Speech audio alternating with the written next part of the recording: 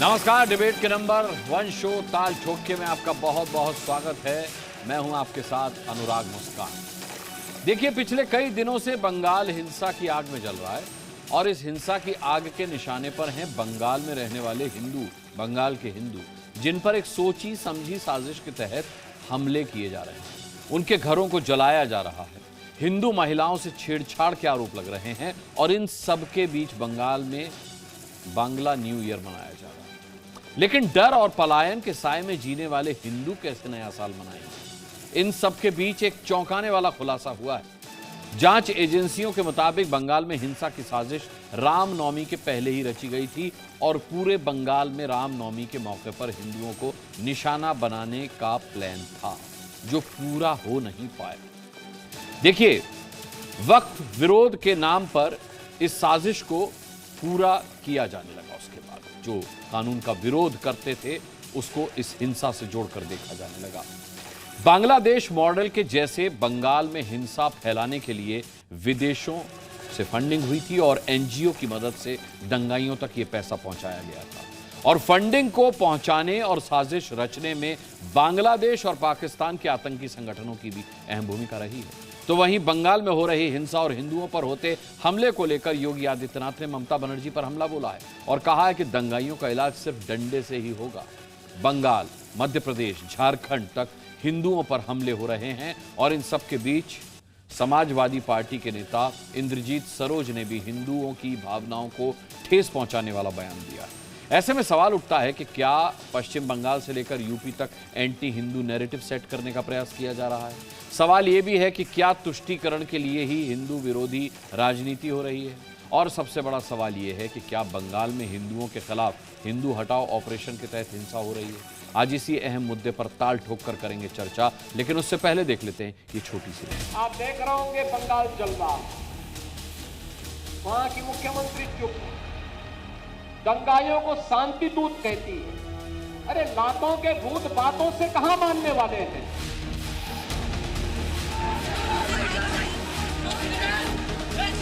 শান্তিপূর্ণভাবে গণতান্ত্রিক আন্দোলন করার অধিকার সকলের আছে, উইথ পারমিশন। আইন কখনো হাতে তুলে নেবেন না। अभिव्यक्ति की स्वतंत्रता, अराजकता और उद्दंडता का लाइसेंस नहीं हो सकता।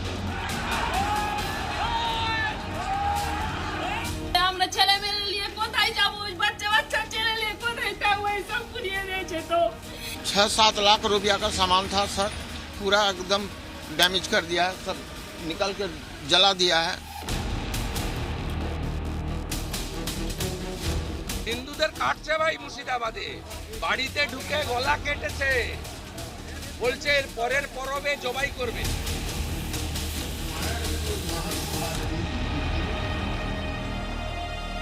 अगर भारत के मंदिरों में ताकत होती तो मोहम्मद बीस का सिमना आया होता।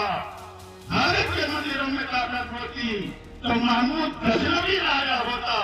भारत के मंदिरों में ताकत होती तो मोहम्मद थोड़ी ना आया होता और इस दुरुस्त को लूटने का काम न किया होता। इसका मतलब मंदिरों में ताकत नहीं थी। तुम कहते मंदिरों में क्या है, तो महाकाल मंदिर में जाके ये शब्द बोल दो, आप पता नहीं चलेगा। सुबह ही चिता भस्मा लेपा, आपकी वाणी सुनकर ही वही ना भस्म कर दें। मांस खाएंगे, रक्त पिएंगे तो वैसा ही जहर उगलेंगे। इनकी कोई त्रुटि नहीं है। समाजवादी पार्टी एक रणनीति के तहत केवल मुस्लिम तुष्टीकरण के लिए और ये दिखाने के लिए कि कांग्रेस से ज़्यादा हैसियत समाजवादी पार्टी मुस्लिम की है, इसके लिए सब बयानबाजी हो रही है। क्या तो वो हिंदू नहीं है? वो अगर हिंदू है तो पागल है। ये राम की भूमि है, ये कृष्ण की भूमि है और वो कह रहा है कि हमारे मठ मंदिरों में ताकत नहीं है। हम तो कहते हैं इंद्रजीत तुम हिंदू ही नहीं हो।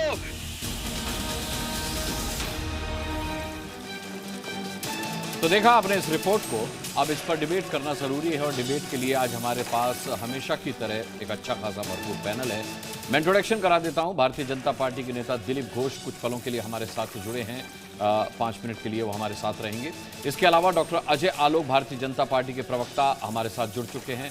विवेक श्रीवास्तव लेफ्ट के नेता यहाँ स्टूडियो में मेरे साथ मौजूद हैं। समाजवादी पार्टी के प्रवक्ता तारिक खान यहां स्टूडियो में मेरे साथ मौजूद हैं। संजय सरकार टीएमसी के नेता हमारे साथ जुड़ चुके हैं आज की इस डिबेट में। अनंत विजय सीनियर जर्नलिस्ट हमारे साथ कुछ ही पलों में जुड़ने वाले हैं।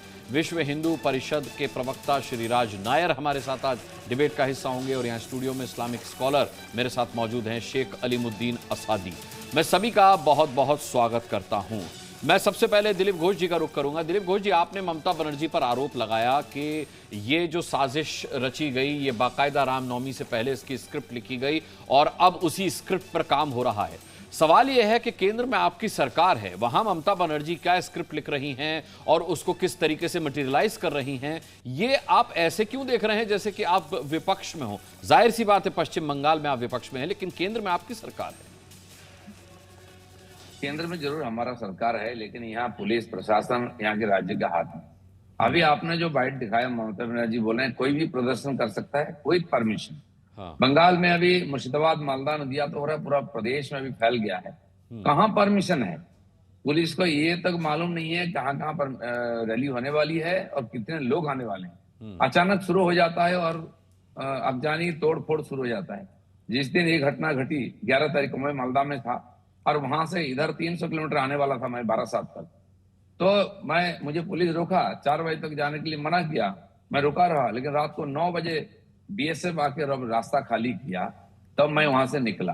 और आते समय जो मंजर देखा रास्ते में, 4 घंटा तो हाईवे जाम था, रेलवे जाम था, गाड़ियों को जो मिला रास्ता में जला दिया गया। जगह जगह 50 किलोमीटर तक जलता हुआ गाड़ियों की उस समय पड़ा हुआ था, दुकान लूटा हुआ था, टूटा हुआ था। ये मंजर है, इसको देखने के बाद कौन वहां टिकेगा? जहां हिंदू कम संख्यक हो गए हैं बंगाल में, उसको हिंदू से खाली कराया जा रहा है। वो एक प्रकार अलिखित बांग्लादेश बन रहा है, विशेष करके मुर्शिदाबाद, मालदा, उत्तर दिनाजपुर, नदिया। दिलीप घोष, मैंने आपकी बात मानी कि पश्चिम बंगाल जो है, मैंने आपकी बात मानी कि पश्चिम बंगाल बांग्लादेश बन रहा है, तो फिर किस बात की देर है? केंद्र सरकार वहां राष्ट्रपति शासन क्यों नहीं लगा देती? देखिए, ये तो केंद्र सरकार जाने, राष्ट्रपति जाने, लेकिन यहाँ की जो जनता जो फेस कर रही है, जो हम उनके साथ खड़ा होकर लड़ रहे हैं, हम इतना बता सकते हैं कि सिचुएशन केवल बंगाल के नहीं है, पूरा देश के लिए खतरनाक है। नहीं तो मैं वही तो कह रहा हूं ना, क्या आपकी केंद्र सरकार इंतजार कर रही है कि पश्चिम बंगाल पूरी तरह से बांग्लादेश बन जाए? जब हालात इतने खराब हैं कि पूरे देश के लिए वो खतरनाक हैं, तो फिर इंतजार किस बात का है? कम से कम आप लोगों को अपनी सरकार से पूछना तो चाहिए। या फिर ये इस बात का डर है कि आगामी विधानसभा चुनाव में ये फिर ऊंट जो है वो ममता दीदी के पक्ष में उनकी करवट बैठ सकता है? उसी का रास्ता साफ हो रहा है। हम तो कई बार दावा कर चुके हैं, चाहे 355 हो, चाहे 356 हो, नहीं तो 3-4 जिला हिंदू शून्य हो जाएगा। अभी बांग्लादेश से 10, 15, 20 किलोमीटर तक लगभग हिंदू खाली हो गए हैं। अब वो दोबारा वापिस जा पाएंगे ऐसा नहीं लगता है। इतना भय का वातावरण है। केवल बीएसएफ कोई पैरामिलिट्री फोर्स आके वहां कानून व्यवस्था देखेगा, ये कहां तक संभव है? ना उनका काम है।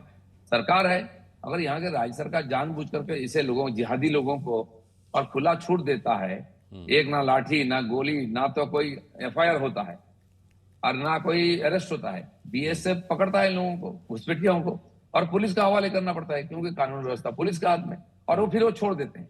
ये आज नहीं, ये वामपंथी जब से सत्ता में थे तभी से, और कई घटना उस समय हुआ।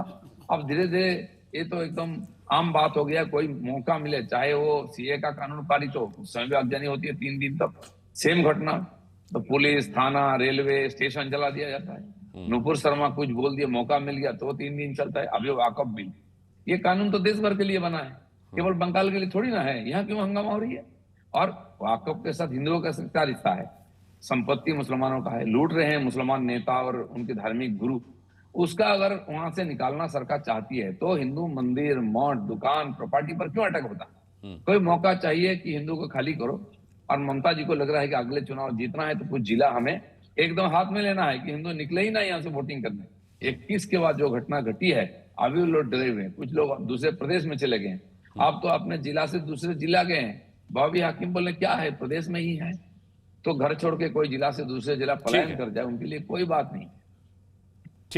ठीक है दिलीप घोष जी, बहुत बहुत धन्यवाद आपका, आप जुड़े, आपने हमसे बातचीत की। अब दिलीप घोष साहब ने जो कहा है उस पर मैं एक रिएक्शन ले लेता हूं संजय सरकार का। संजय सरकार, भारतीय जनता पार्टी लगातार पश्चिम बंगाल में आरोप लगा रहे हैं कि जिस तरीके से ममता दीदी ने रामनवमी के मौके पर हिंदुओं को घरों में रहने की सलाह दी है, स्क्रिप्ट तभी से लिखी गई थी और अब उसका ड्रामेटिक वर्जन सामने आ रहा है। ये पूरी स्क्रिप्ट टीएमसी ने लिखी है। आप पश्चिम बंगाल को बांग्लादेश बना देना चाहते हैं।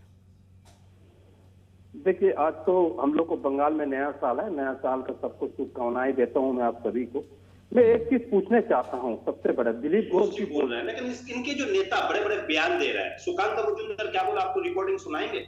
बोला अगर कोई भी मुस्लिम घर से गाड़ी करके निकलेंगे उसको पीटेंगे, चाहे तो उसको मार भी दिया जाएंगे। अर्जुन सिंह बोल रहा है, अर्जुन सिंह क्या बोल रहे हैं मालूम है? अर्जुन सिंह बोल रहे हैं अगर अच्छा कोई मुसलमान मारा गया क्या वहां पर? नहीं, मेरे बात सुन लीजिए ना आप। नहीं, मैं संजय सरकार में तो जानकारी के लिए पूछ रहा हूँ, मैं आपसे सवाल कर रहा हूँ जानकारी के लिए।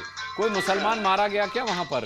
किसी मुसलमान की गाड़ी में आग लगी हो, उसका गला रेता गया हो, या फिर उसके घर में आग लगाई गई हो? देखिए वहां पर तो मौत हुई है, 5 आदमी को टोटल अभी तक मौत हुई है, 3 मुसलमान, 2 हिंदू भी मरा है। बात मरा नहीं है, बात नहीं है, मैं आपको बता रहा हूँ, आप सुनिए ना। पहले आप अच्छा था, अगर पहले से मेरे को टूटने के लिए आप चालू कर देंगे भारतीय जनता पार्टी को, तो एकदम खामोश हो जाएंगे। ये तो सही नहीं, हमको भी बोलना। ना मैं तो सवाल पूछ रहा हूँ सर, मैं उनसे भी सवाल पूछूंगा, आपसे भी सवाल पूछूंगा। ग्राउंड जीरो रियलिटी क्या है मैं आपको बताना चाहता हूँ। हाँ। और अर्जुन सिंह बोल रहे हैं हम झारखंड से, उड़ीसा से, बिहार से, यूपी से आदमी लेके वहां घुसाएंगे। अरे सर, मैं आप जब तक बोलते रहेंगे तब तक किसी और को नहीं लूंगा। आप ग्राउंड जीरो से रियलिटी बता रहे हैं। किसी ग्राउंड जीरो पर ममता दीदी तो गई नहीं अब तक। किसी ग्राउंड जीरो पर गई क्या? नहीं, मैं किसी हिंसा प्रभावित क्षेत्र में ममता बनर्जी गई शांति की अपील करने? तो फिर कैसे आप ग्राउंड जीरो से रियलिटी बता देंगे जब आप ग्राउंड जीरो पे है ही नहीं? तो अब भी लॉ एंड ऑर्डर जो है वहाँ का एकदम पूरा ठीक हो चुका है। वहाँ पर मास्टरमाइंड कौन था मालूम है? बीजेपी नेता मिलन घोष, आरएसएस के आदमी चुन्नू सिंह, संसरगंज जहाँ पर घटना घटा, धुरियान संसरगंज, वहाँ का बोल रहा है ये सब आदमी जो अटैक किया था इसको कभी देखा ही नहीं हमने। कहाँ से आ गया, कहाँ से पथराव किया, कैसे किया, नहीं किया, लोकल आदमी देखा नहीं। तो घुसे कैसे? अगर बांग्लादेश तो नहीं घुसे तो सूती बॉर्डर होकर घुसे हैं, तो देखने का जिम्मेदार बीएसएफ। तो बीएसएफ टोटल फेलियर है। अभी नाकाम को छुपाने के लिए बीएसएफ वहां पर क्या करे, वहां पर मतलब ये पेट्रोलिंग कर रहे हैं, वहां पर पेट्रोलिंग करने पड़ रहा है। लेकिन सबसे बड़े बात है, ये बड़े बड़े बयान देकर जो भड़कावा कर रहा है भारतीय जनता पार्टी को, जो स्थिति बंगाल में जो है, इसका करने के बावजूद भी इसको जमीन बंगाल में नहीं मिलेंगे। कुछ चुनाव का रणनीति तैयार हो चुका है। 225 से 245 2026 में ये टीएमसी को मिल रहा है, और भारतीय जनता पार्टी को 26 में 26 नहीं मिलेगी। भारतीय जनता पार्टी को नेता वही राजनीति सीटों की, वही सीटों की राजनीति। किसी को इस बात का मलाल नहीं है कि पश्चिम बंगाल चल रहा है, किसको कितनी सीटें मिलेंगी। अब आप देखिए किस कदर आप राजनीतिक बयानबाजी, भारतीय जनता पार्टी को इससे ज्यादा सीटें नहीं मिलेंगी। ये मुद्दा है क्या? ये मुद्दा है क्या? पश्चिम बंगाल में जो हो रहा है उसमें सीटों का मुद्दा है क्या कहीं?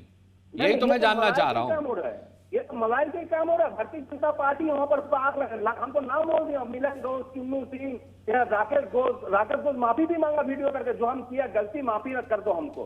भारतीय आरएसएस भारतीय जनता पार्टी का भी लोग है, मेरे थोड़ा ही है। अगर वहां पर वाकफ ऐसे यह वाकफ अमेंडमेंट बिल ऐसे है, वहां पर क्या हुआ, आग में घी भी डाला गया, पेट्रोल भी डाला गया। आज घी और पेट्रोल दोनों डालने के बाद में बावजूद क्या वहां पर वहां का आम इंसान, आम जनता है, उसको लिए तकलीफ पैदा हो गया। और भारतीय जनता पार्टी मौतों को चिताओं से रोटी सेक के। ठीक है, मैं अजय आलोक से जवाब लेता हूँ। डॉक्टर अजय आलोक से इसका जवाब लेता हूँ। डॉक्टर अजय आलोक, पश्चिम बंगाल जल रहा है, मास्टरमाइंड बीजेपी है। देखिए अनुराग जी, एक बात मैं बताता हूं आपको,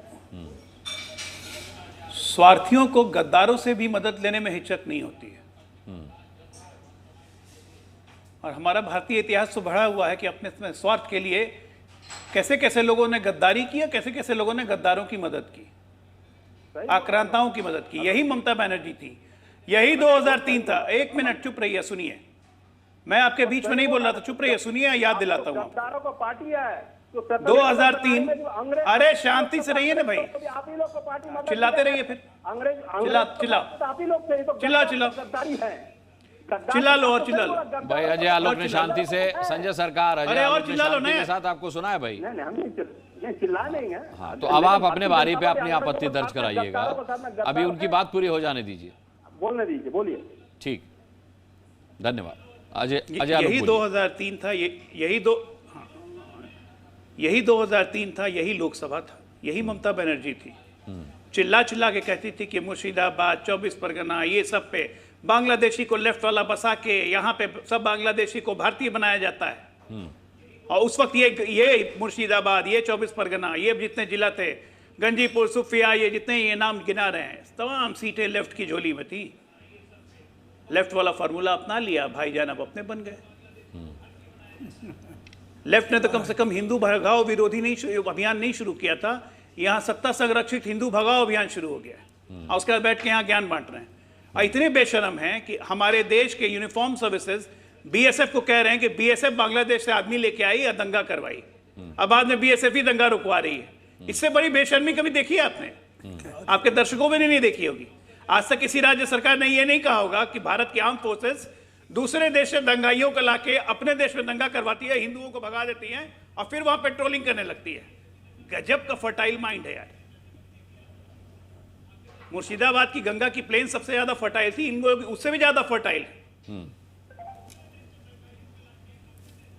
ठीक है अनुराग जी, बता रहा हूं बहुत जहरीले एक विस्फोटक पे बैठा हुआ है वेस्ट बंगाल, और इसका रिएक्शन पूरे देश में हो रहा है। 1989 नहीं है, नहीं मैं कश्मीर से हिंदुओं को निकाल दिया, पूरा देश ने देख लिया। मैंने जो सवाल दिलीप घोष साहब से पूछा था वही ये नहीं हो सकेगा इस बार। राष्ट्रपति शासन क्यों नहीं लगा देते आप? राष्ट्रपति शासन क्यों नहीं लगा देते आप पश्चिम बंगाल?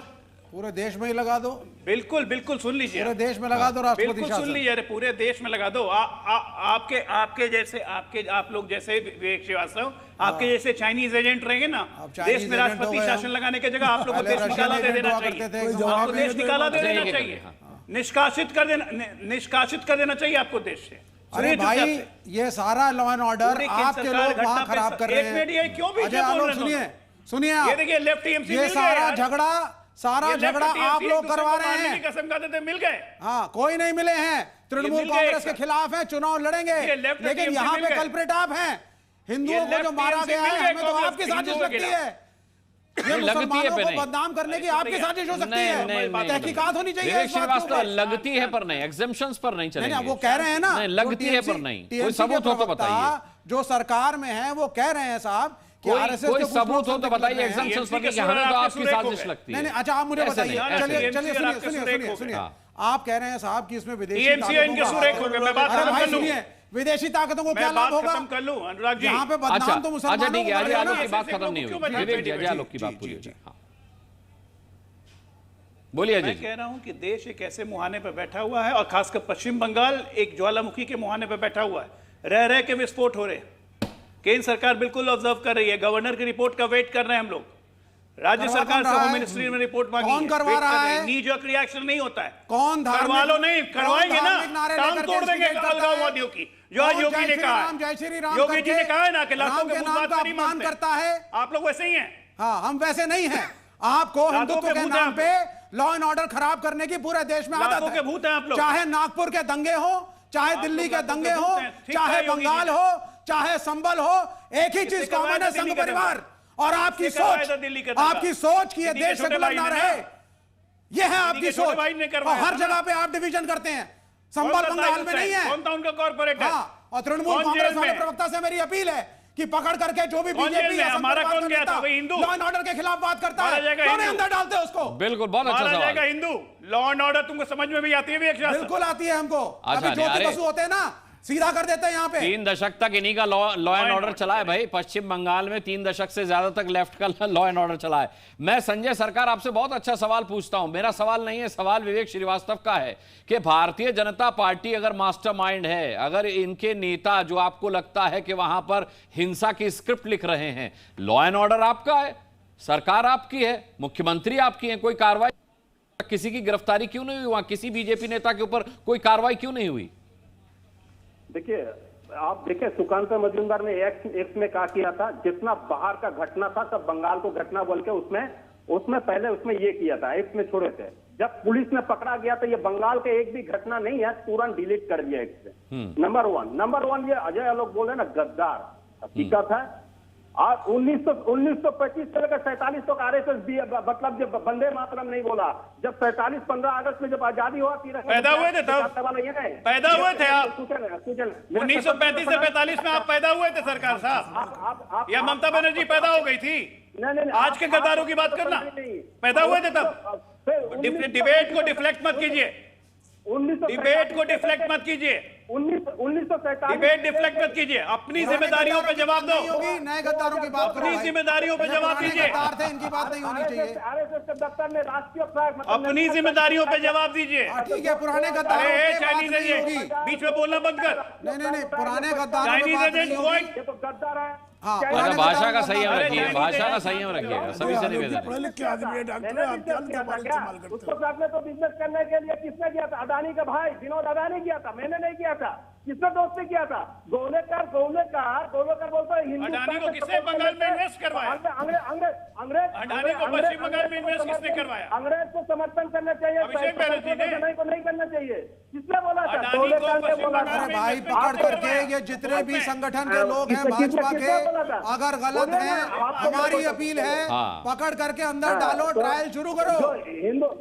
जो विश्व हिंदू परिषद था जिसको प्रतिष्ठा था, इसमें क्या किया? तो उसने भी अंग्रेज को समर्थन किया था।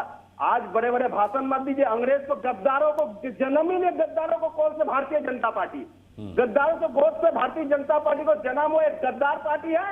और हिंदुस्तान को खाली, हमें डर लग रहा है मेरे देश कभी सोवियत यूनियन जैसे टूट ना जाए। मेरे को ये जब तक सत्ता में रहेंगे मेरे को डर लग रहा है गोरबाचोव, मिखाइल गोरबाचोव जैसे। ठीक है, मेरे सवाल का जवाब आपने नहीं दिया। आजाद भाई, ठीक है, मेरे सवाल का जवाब नहीं दिया कि कोई भारतीय जनता पार्टी का नेता मास्टरमाइंड होते हुए भी गिरफ्तार क्यों नहीं किया गया, उस पर कोई कार्रवाई क्यों नहीं हुई। श्रीराज नायर को लाता हूं, फिर समाजवादी पार्टी को लाऊंगा। श्रीराज नायर जी, सवाल यह है कि ममता बनर्जी ने एक लाइन में कह तो दिया कि भक्षक नहीं रक्षक बनो, लेकिन ना तो वो किसी हिंसाग्रस्त इलाके में गई, ना उन्होंने अपने लोगों से कहा कि हिंसा नहीं करनी है, जबकि साफ तौर पर वहां दिखाई दे रहा है कि कौन टारगेट है, किसको टारगेट किया जा रहा है और कौन कर रहा है। सवाल यह है कि बीजेपी को मास्टरमाइंड बताया जा रहा है, भारतीय जनता पार्टी टीएमसी के गुंडों को इसका जिम्मेदार बताती है, और इसमें आप भी लपेटे में हैं, विश्व हिंदू परिषद भी।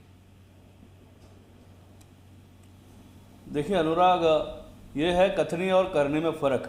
यहां बिल्कुल स्पष्ट दिखता है रक्षक ही भक्षक बना हुआ है। स्टेट सब्जेक्ट है लॉ एंड ऑर्डर, और ममता बनर्जी मोहतरमा क्या कर रही हैं वहां पर? पुलिस बिल्कुल मुखदर्शक बनी हुई है, और अपने ही देश में अपने ही लोग रिफ्यूजी बन गए, शरणार्थी बन गए। ये हम सबके सामने दिख रहा है। दो बाप बेटे की हत्या, खुल्लम खुल्ला काट मार हो रहा है, लेकिन स्टेट लॉ एंड ऑर्डर पूरी तरह से चरमरा चुका है। यहां पर right to protest fundamental right है, संवैधानिक अधिकार है, पर किस लिए? एक बिल जो है लोकसभा में पास हुआ, राज्यसभा में पास हुआ, राष्ट्रपति महोदय की वहां पर मोहर लग गई। उसके बाद एक मुख्यमंत्री ऐसा बोलती है जो लोकतांत्रिक पद्धति से चुन करके आई है, वो ऐसा बोल रही है हम यहां पर वक्फ अमेंडमेंट बिल को लागू नहीं करेंगे, और एक बड़े जन सैलाब को प्रोटेस्ट करने का अधिकार देती है, जो बाद में हर जगह पर जिस प्रकार से जिहादी हिंसा होती है, उस तरह से उससे भी बड़ी जिहादी हिंसा हमने अपने समक्ष देखी। ये पूरी तरह से लॉ एंड ऑर्डर चरमरा चुकी है। हम तो चाहेंगे केंद्र सरकार तुरंत ममता बनर्जी की सरकार को बर्खास्त करे और राष्ट्रपति शासन लागू हो। यहाँ पर के साथ बैठे राष्ट्रपति शासन के खिलाफ बोलते हैं, ये सीपीआई के हैं, सीपीएम के हैं। हम राष्ट्रपति शासन का समर्थन कहीं भी नहीं करते, कहीं भी नहीं करते। हम तृणमूल के विरोधी हैं, हम ममता बनर्जी के विरोधी हैं, लेकिन राष्ट्रपति शासन गैर कानूनी प्रक्रिया है, अरेस्ट किया जाएंगे। नहीं होना चाहिए राष्ट्रपति शासन कहीं भी। 770 किलो विस्फोट मिला। अरे विवेक श्रीवास्तव, अच्छा ठीक है, आप आनंद CPI ये के बुलाता लीडर हूं। हैं, अच्छा ठीक है, CPM के हैं, रिएक्शन फॉरवर्ड ब्लॉक के कौन हो आप आ जाइए, किस पार्टी में आना चाहते हैं, आपका स्वागत है। मैं आपको ले चलूंगा, मैं आपको न्योता देता हूँ। घटिया राजनीति छोड़ के मेरे साथ आइए, मैं माला पहनाऊंगा अच्छी वाली, लाल सलाम कहना सिखाऊंगा, आपको कम्युनिस्ट मैनिफेस्टो पढ़ाऊंगा। आपका स्वागत है सर, आपका स्वागत है। आप बताइए किस पार्टी में आना है। जान माल इस तरह से पूरी तरह खत्म हुआ। अच्छा चलिए सुनिए, मैं तो खत्म हो गया, कोई बात नहीं सर। यहाँ बैठ करके तो आप आइए, न्यायीकरण कर रहे हैं, आप आइए, थोड़ा वामपंथ सीखिए, देश में कंट्रीब्यूट करिए, मजदूरों का भला करिए, वक्त बिल को वापस लेने में मेरी मदद करिए। करके जस्टिफिकेशन कर रहे हैं, बिल्कुल करूंगा सर। 23 करोड़ वोट मिले हैं नरेंद्र मोदी को सिर्फ 150 करोड़ के देश में मेरा संवैधानिक अधिकार है इस काले बिल के खिलाफ प्रोटेस्ट करना। कौड़ी का चाइनीज एजेंट श्रीवास्तव, अरे वो एजेंट कह लो, कुछ भी कह लो, कोई फर्क नहीं पड़ता। ये कौन सी पार्टी का है? ये लेफ्ट कौन सा लेफ्ट है? नहीं आप सुनिए सर,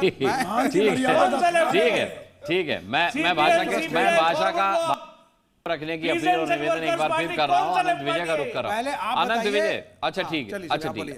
अनंत विजय, किसकी मजबूरी ज्यादा बड़ी है? ममता बनर्जी बीजेपी के किसी मास्टरमाइंड नेता को गिरफ्तार नहीं कर रही, उस पर कार्रवाई नहीं कर रही वहां की लॉ एंड ऑर्डर, वहां की पुलिस, और ना ही यहां से केंद्र जो है पश्चिम बंगाल में राष्ट्रपति शासन लगा रहा है।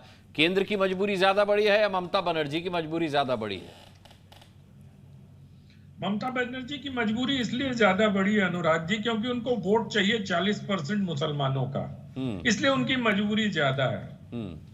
और केंद्र सरकार अभी तक का उनका जो 11 साल का कार्यकाल रहा उसमें कहीं भी राष्ट्रपति शासन धारा संजय सरकार में आता हूँ, संजय सरकार आता हूँ आपके पास आता हूँ। क्या बोल रहे हैं जी? किसको आप चैनल में बैठे हैं जिसको हम लोग 40% सुन तो लीजिए, बात पूरी हो जाने दीजिए भाई। अनंत विजय की बात बीच में मत बोलिए, डिबेट डिस्टर्ब होती है इससे।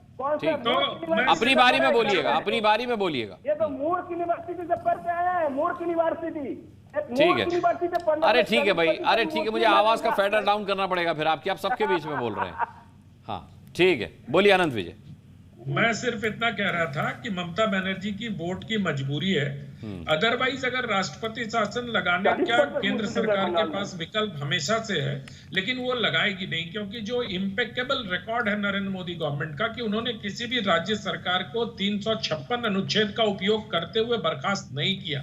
अभी मैं सुन रहा था कि लेफ्ट के हमारे मित्र विवेक श्रीवास्तव ने तंज में ही कहा था आरंभ में कि लेफ्ट के समय ज्योति बसु रहते तो ये हो जाता और वो हो जाता। अरे ज्योति बसु के समय तो घरों के जमीन के नीचे से कंकाल निकला करते थे। 89 में क्या क्या किस प्रकार के सर्कुलर जारी हुआ करते थे, और वामपंथ की हिंसा, वामपंथ अगर हिंसा के बारे में ना बोले तो बड़ी अजीब सी बात लगती है। वामपंथ से बड़ा कंट्रीब्यूशन नहीं आनंद भाई, ये बड़ी गलत बात है। विवेक जी आपके साथ मैं बिल्कुल नहीं बोलता। अच्छा बोलिए सर, आप तो संभवतः कहीं शिक्षक भी हैं, थोड़ा तो संस्कार का परिचय दीजिए please sir, please go ahead. हाँ, तो मैं सिर्फ इतना कह रहा हूं कि वामपंथी अगर हिंसा के बारे में, अंग्रेजों के खिलाफ साठगांठ के बारे में बोलते हैं तो इनसे यह पूछा जाना चाहिए कि 1942 के आंदोलन में वामपंथियों पर जनता ने खौलता हुआ पानी क्यों फेंका था? अच्छा। कौन थे गद्दार उस समय? तो मुझे लगता है कि सिर्फ एकहरा इतिहास, कॉमरेड भगत सिंह को गद्दार मत बोलिए, कॉमरेड भगत सिंह को गद्दार मत बोलिए, कॉमरेड चंद्रशेखर आजाद को गद्दार मत बोलिए, वो रास्ता जो सुभाष चंद्र बोस ने अपनाया कम्युनिस्टों का, गद्दार मत बोलिए। पहले समझो वामपंथ क्या है, क्रांति क्या है। अब उनको सुनिए। और आखिरी पुस्तक जो भगत सिंह पढ़ रहे थे मरने के पहले, दैट वाज लेनिन। क्या आप जानते हो वामपंथ के बारे में? यहां बैठ करके ये मोदी सरकार के गुणगान करने से कुछ नहीं होगा। ठीक है, अब बात पूरी कर लें। आप बहुत सीनियर है मुझसे, मैं बड़ी इज्जत करता हूं आपकी। तो वामपंथ क्या है पहले थोड़ा समझिए। की खातिर चुप हो जाइए। बिल्कुल बोलिए, अब आप बोलिए और भगत सिंह के खिलाफ बोलिए आज जरा, और भगत सिंह की आइडियोलॉजी के खिलाफ बोलिए, और भगत सिंह के क्या विचार थे संघ के बारे में। मैंने तो आपसे सिर्फ एक प्रश्न पूछा कि 1942 में जब गांधी जी ने भारत छोड़ो आंदोलन आरंभ किया था तो लोगों ने वामपंथियों की रैली पर क्यों खौलता हुआ पानी फेंक किसी ने कुछ नहीं डाला, इसमें ना भगत सिंह आते हैं ना कुछ नहीं। ये सब हवाई किले की जो बातें हैं ना, रही बात अगर ये इतिहास सम्मत बात है, इसलिए वामपंथी ना हिंसा के बारे में बात करें, ना गांधी के बारे में बात करें, ना गद्दारी के बारे में बात करें। उनका बड़ा ही एक्सचेकर्ड कैरियर रहा है आप लोगों का, सीपीआई से सीपीआईएम, सीपीआईएमएल, सीपीआई लानिनवादी, स्टालिनवादी, पता नहीं खंड खंड पाखंड हो गए। तो मुझे वामपंथ कृपया न सिखाया जाए, मैं आपसे ज्यादा वामपंथ जानता हूं।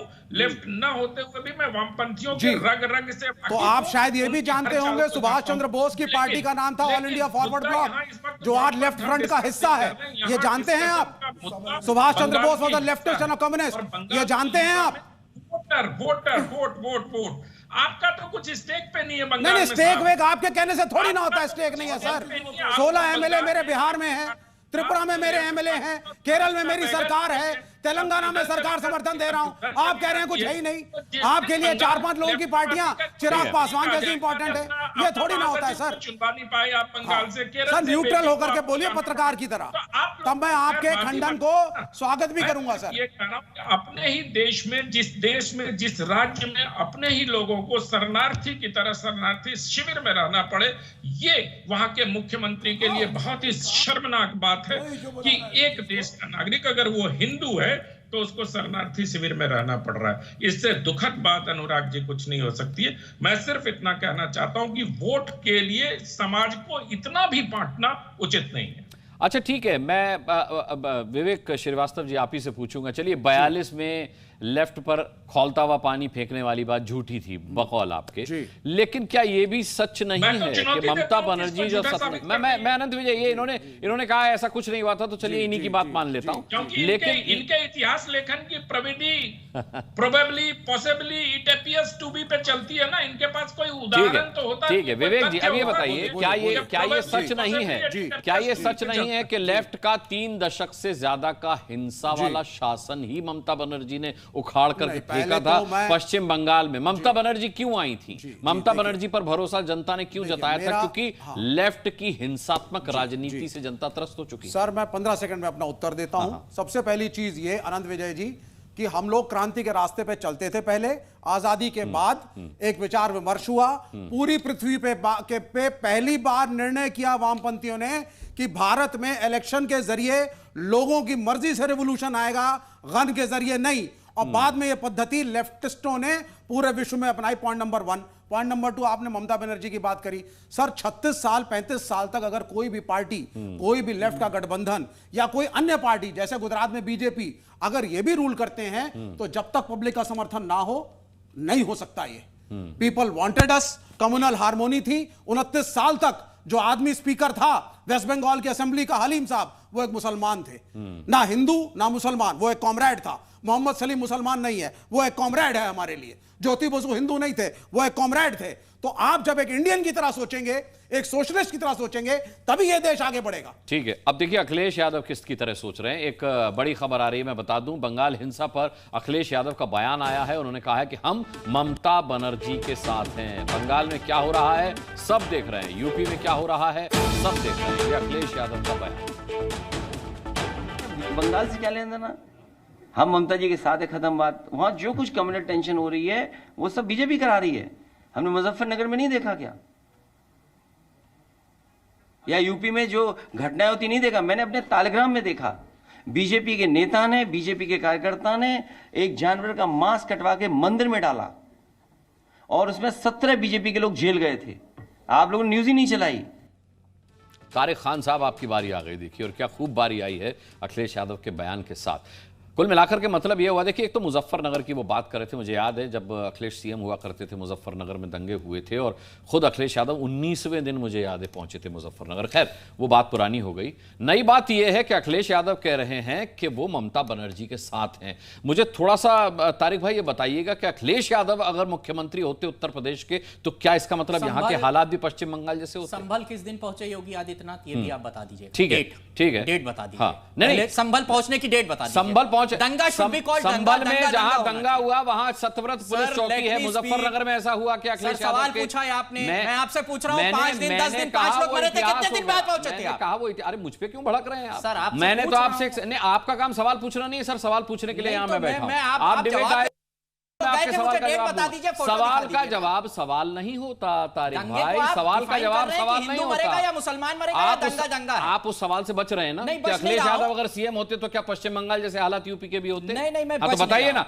अगर ममता बनर्जी के साथ खड़े हैं अखिलेश यादव, तो अगर वो सीएम होते तो मतलब उत्तर प्रदेश भी पश्चिम बंगाल का ऐसा नहीं है। जो लोग दंगा कराना चाहते हैं उनको रोका जाएगा। और एक बता दूं, अभी फैक्चुअली गलत बात कही गई कि अनुच्छेद 356 का इस्तेमाल नहीं हुआ।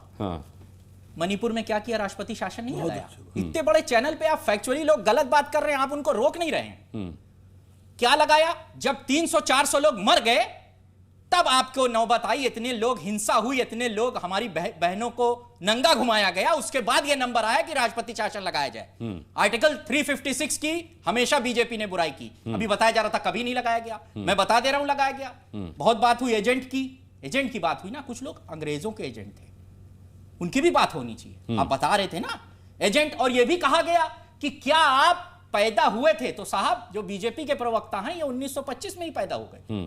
उनकी पैदाइश उसी दिन की है जिस दिन आरएसएस का ये स्थापना हुई थी। ये कौन सी बात हुई कि अगर हम पैदा 1925 में नहीं हुए तो 1925 की बात नहीं कर सकते? तब तो औरंगजेब, बाबर, अकबर, हुमायूं किसी की बात नहीं होनी चाहिए, क्योंकि जब हम पैदा नहीं हुए, सब लोग जो यहां खड़े हुए हैं ये 40 या 50 में पैदा हुए, तो अकबर, बाबर, बीजेपी के प्रवक्ता के हिसाब से बात ही नहीं करनी चाहिए। ना अकबर की बात करिए, अरे औरंगजेब की बात आपके, किसी की बात औरंगजेब की बात अबू आजमी ने की। अबू आजमी बीजेपी के हैं क्या? औरंगजेब की बात तो अबू आजमी ने की। अबू आजमी आपकी पार्टी के, आपको याद है? हम यहाँ इतिहास की तो चर्चा कर रहे हैं, हम बीजेपी की बात से अच्छा, नहीं रखते। राणा सांगा की बात किसने की? रामजीलाल सुमन ने की। मैं तैयार हूं करने के लिए। हिंदू मंदिरों की बात कौन कर रहा है? इंद्रजीत सरोज कर रहे हैं। हिंदू मंदिरों में दम नहीं होता है। इस चीज की चर्चा बीजेपी नहीं करना चाहती, क्योंकि ये वही डर है जो मणिपुर में था। इतने लोग मर गए, आप बैठे हुए थे। 356 अनुच्छेद आपके पास है, करिए इस्तेमाल। कौन रोक रहा है आपको? क्या अखिलेश यादव साहब आपको रोक रहे हैं 356 इस्तेमाल करने से? करिए आप। हमने कहा 356 आप इस्तेमाल ना करिए, हमारा अलायंस है। अब आप कह रहे हैं अगर कोई ममता दी पे सवाल उठा रहा है तो वो क्या हिंदू पे सवाल उठा रहा है? अगर कोई हिंदू, योगी आदित्यनाथ साहब हिंदू हैं, ममता दीदी भी हिंदू हैं, चलिए तो हिंदू पे सवाल उठा रहा है, ना उठाए भाई, ना उठाए। करा दीजिए हिंदू यूनिटी, करा दीजिए, करिए आप। ये आइडियोलॉजी की बात है।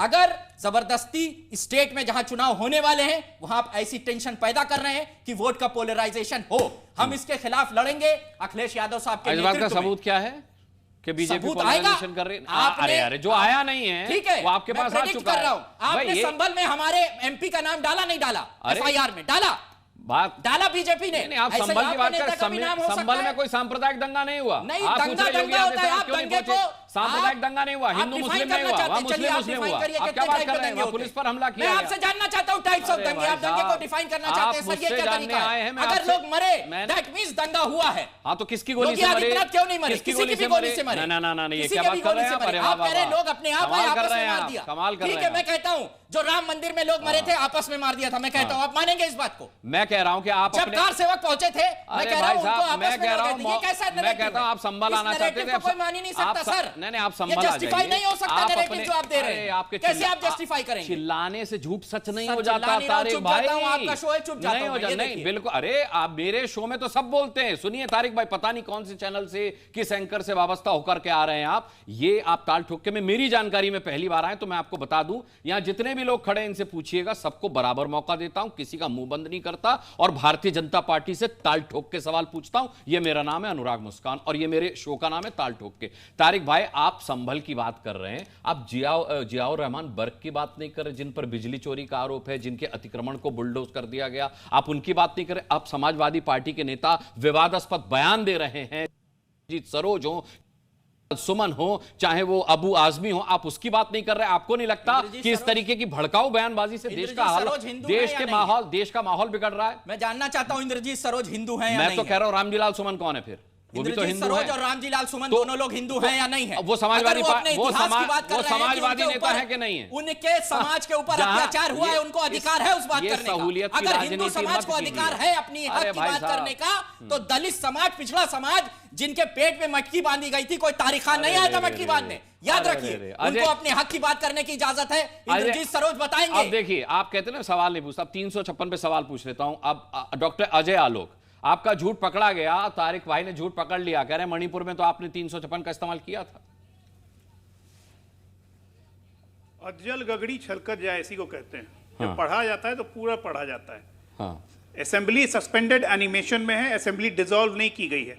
356 में एक क्लॉज ये भी होता है कि आप प्रेसिडेंट रूल ले सकते हैं और मशीनरी को कंट्रोल में ले सकते हैं, लेकिन असेंबली को डिसॉल्व नहीं करते हुए असेंबली को सस्पेंडेड एनिमेशन में रख सकते हैं। पूरा पढ़ा कीजिए, पहली बात हंसी की बात नहीं है, पूरा पढ़ा कीजिए। और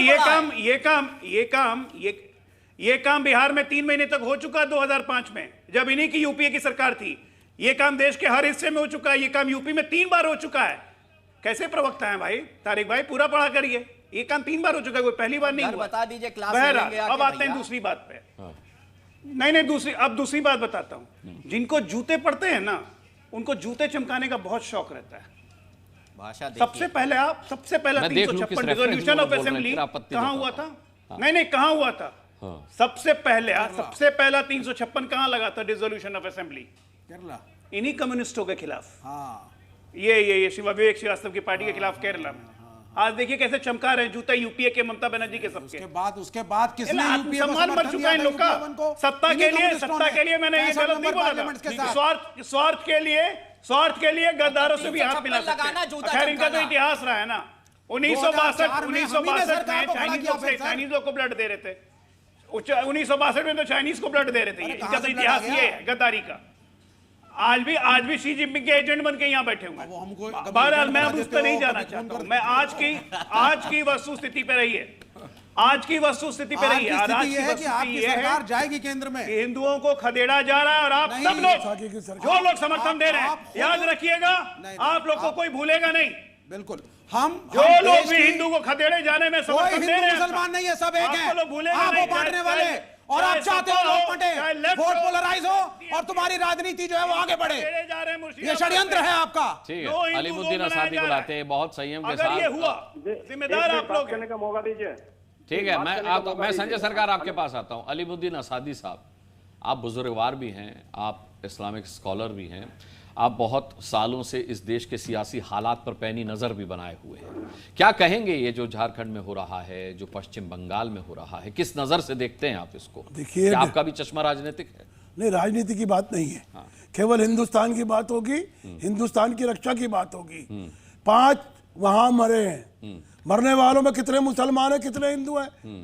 क्या उनको बांटा जाएगा हिंदू मुसलमानों में? वो इंसान है। 5 मरे बात कर रहे हैं आप? हाँ, मैं बात कर रहा हूँ उसकी बंगाल की। अच्छा, 5 वहां मृत्यु हुई है। हाँ। 5 मौतें हैं, 5 लोग शहीद हुए हैं। हमारे लिए दुख का विषय है। हम यहाँ डिबेट कर रहे हैं सियासी तौर पर।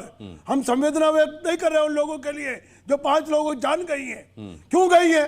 ममता बनर्जी अगर मुख्यमंत्री है तो बताइए आप, यूपी का मुख्यमंत्री कौन है जो रोजाना हमारे खिलाफ बांध देता है और बांटने की बात करता है? बंद कीजिए ये बयान तो नहीं दिया उन्होंने कभी। मगरबी बंगाल हमेशा से हिंदू मुस्लिम इतिहास का गढ़ रहा है। वो तो उसको बांटना चाहते हैं। दंगाइयों के खिलाफ बयान देते हैं, आप दंगाई है क्या? अलीमुद्दीन असादी, अगर वहाँ 30% मुसलमान है तो आपको बर्दाश्त नहीं। अरे मेरी बात सुनिए, अलीमुद्दीन असादी साहब, योगी आदित्यनाथ तो कहते हैं यूपी की फिजा खराब करने की जो कोशिश करेगा उसको हम ठोक देंगे।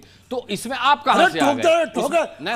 अरे मैं तो कह रहा हूं उसमें आप कहां से जा रहे हैं? अभी किस जबान की इस्तेमाल हो रहा है? नहीं तो ऐसे अनुराग मुस्कान जी बताइए। मैं बताता हमारे प्रधानमंत्री जी, हमारे मुख्यमंत्री, जिनके पैरों में गोली, अभी क्या हुआ उत्तराखंड में? बेगुनाहों के पैरों में गोली मारी जा रही है। अरे मेरे को बताइए, क्या बेगुनाहों के पैरों में गोली मारी जा रही है? हमको उस पर बात नहीं होगी। अरे मेरी बात बात होगी भाई, सब पे बात होगी। एक यही तो डिबेट शो है जिसमें सब पर बात होती है। मुझे बताइए, यूपी में जिन गुनहगारों के पैरों में गोली मारी जा रही है, क्या वो बेगुनाह है? ये तो बता दीजिए। अरे सब बेगुनाह है। अच्छा, जो मारे गए हैं वहां पे, चाहे वो हिंदू हो। कहाँ की बात कर रहे हैं? मगरबी बंगाल की। अच्छा, नहीं मैं यूपी की बात कर रहा हूँ। आप कह रहे हैं आपने यूपी के सीएम को कहा कि हमें टारगेट करते हैं। अरे कैसे जबान इस्तेमाल कर रहे हैं? कल भी योगी जी ने क्या कहा? अभी भी कह रहे हैं हमको धमकाया जा रहा है। क्या कह के? हम वक्फ बिल पर क्या कह रहे हैं वो? हम उसको मुस्कान साहब, अनुराग जी, आप इतने सीनियर जर्नलिस्ट हैं, क्या जबान का प्रयोग हो रहा है? मैं क्या जबान इस्तेमाल होना चाहिए? क्या जबान इस्तेमाल की बताइए? योगी आदित्यनाथ ने क्या कहा है प्रधानमंत्री जी ने? कैथल में क्या कहा है? क्या कहा? आपने सुना नहीं? देखो वक्फ बिल के बारे में। अरे दंगाइयों का भूत उतारने की बात की गई है। आप दंगाई थोड़े ही हैं। हमें दंगाई बना रहे हैं ना वो। अरे कौन बना रहा है? किसने आदिवासी की जगह मार ली? किसने दलितों की जगह मार ली? प्रधानमंत्री जी कह रहे हैं वक्फ की आड़ में दलितों की जगह मारी जाती है। किसने मार ली? कोई एक उदाहरण दे दे। हम आदर करते हैं, सम्मान करते हैं। वो हमारे भारत के प्रधानमंत्री हैं। ऐसी जबान का ना मुख्यमंत्रियों को क्या जबान? मैंने कई मौलानाओं को ये कहते सुना है। पंचर वाली बात पर आप कह रहे हैं? अरे पंचर नहीं, पंचर लगाना, मेहनत करना तो हमारा काम है। हमें कोई आपत्ति नहीं है। तो फिर किस बात पर पंचर लगाते हैं हम? रक्षा चलाते हैं। फिर प्रधानमंत्री के किस बयान पर? राज है, मजदूर है, बीमार है, संकराच है, फिर किस बयान? अरे भाई असादी साहब, हमें उससे कोई चुन नहीं है। फिर किस बयान पर आपत्ति कर रही है? तो बताइए। अरे आपत्ति ये हमको नीचा दिखाने की कोशिश की जा रही है। कहा जा रहा है वक्फ बिल के बारे में कि वो जो है दलितों की कब्जा नहीं होगा। अरे बता दीजिए कब करा हमने दलितों की जगह पर कब्जा? कोई एक उदाहरण दे दीजिए। किस आदिवासी की जगह हमने एक बार करके वक्त कर ली? 11 साल आपकी सरकार रही है। इससे पहले भी अटल बिहारी जी वाजपेयी की 2.5 साल सरकार रही है। जनता पार्टी की सरकार रही है। आज नई बात है क्या? इस 78 सालों में आप बता दीजिए इसमें जो है करीब 15 साल ठीक है गैर कांग्रेस की सरकार रही है हिंदुस्तान के अंदर। ये सवाल आज क्यों पैदा हो रहा है? एक बड़ी खबर आई है, वो भी बता दूं आपको। सीएम योगी के बयान पर टीएमसी का बयान आया है। टीएमसी नेता जयप्रकाश का पलटवार। उन्होंने कहा है सीएम योगी भड़काने की कोशिश कर रहे हैं। ये लोग जनता के पास नहीं जाते, लोगों को सिर्फ भड़काने का काम करते हैं। टीएमसी ने योगी के बयान पर यह पलटवार किया। दूसरा प्रदेश के बारे में मत कहा कीजिए। सबसे बड़ा बात है राजनीति या धर्म, ये दो एक मत कीजिए। धर्म के आधार पे आदमी लोग को मत बांटिए, समाज को मत बांटिए, ये संविधान का खिलाफ है। ये बयानों की हवाई फायरिंग क्यों चल रही है संजय सरकार? यहां योगी के शासनकाल में वक्फ कानून को लेकर कोई पश्चिम बंगाल जैसी हिंसा और दंगा नहीं हुआ है। अब मेरे जवाब के बाद में अजय जवाब देने का मौका दीजिए। मैं चाहता हूँ अजय अलग जानकारी ले। गद्दार हम उसको गद्दार बताइए। ये बताइए जब मेरे भगत सिंह जो मेरे स्वतंत्रता सेनानी थे, वो स्वतंत्रता सेनानी भगत सिंह को मानते कि नहीं? और भगत सिंह को जो मतलब फांसी का सजा हुआ था उसको खिलाफ में कौन से पक्ष में कौन थे? सूर्य नारायण शर्मा। आप कहाँ भगत सिंह पर पहुंच गए? पश्चिम बंगाल की बात हो रही है, आप इससे भागकर बंगाल का जवाब नहीं। जब बंगाल का जवाब आपको लेने ही पड़ेंगे, आपको सुनने पड़ेंगे। नहीं सुनने पड़ेंगे। आप इतिहास नहीं जानते हैं। सूर्य नारायण शर्मा भगत सिंह, सुनिए 10 सेकंड समय दीजिए। पश्चिम बंगाल का इतिहास जानता हूँ, लेकिन जवाब आप लीजिए प्लीज, रोकिए मत। आज इतिहास उठाएं तब हम इतिहास बोलेंगे। आपको भी सुनना चाहिए अनुराग जी। लेकिन जो फांसी के फंदा में छुड़ाया था, पश्चिम बंगाल पे बात कर लीजिए सर। कुछ भी जियोग्राफिकल जानकारी है नहीं है, चुपचाप बैठा रहिए आप। तो 40% मुस्लिम वोट बंगाल में, आपको जानते हैं जियोग्राफिकल मैटर जानते हैं? पढ़े लिखे होने से बात नहीं सुनते हैं। अरे सर, आपने मेरे एक भी सवाल का जवाब नहीं दिया और बाकी देश की जानकारी पर आप सवाल उठा रहे हैं। आप सारी दुनिया घूम आइएगा, बंगाल मत जाइएगा। सूर्य नारायण शर्मा आरएसएस के मेंबर था और फांसी के फंदा में झुलाने वाले जो थे। चलिए ठीक है संजय सरकार, मेरी डिबेट का समय खत्म हुआ। पर ममता बनर्जी जिस तरीके से पश्चिम बंगाल में मौन साधे हुए हैं, उससे लगता है कि मुझे कल भी पश्चिम बंगाल पर डिबेट करने के लिए ना बैठना पड़े। अगर ऐसा हुआ तो कोशिश करूंगा यही पैनल रहे और डिबेट की शुरुआत वहीं से हो जहां से आज ये डिबेट खत्म हो रही है। सभी पैनल्स का बहुत बहुत धन्यवाद करना चाहूंगा आज की डिबेट में शामिल होने के लिए। आप दर्शकों का भी बहुत धन्यवाद ताल ठोक के देखने के लिए। कल शाम 5 बजे फिर एक मुद्दे पर ठोकेंगे ताल, पूछेंगे सवाल। तब तक के लिए अपना बहुत बहुत ख्याल रखिएगा। मुझे अभी के लिए इजाजत दीजिए। नमस्कार।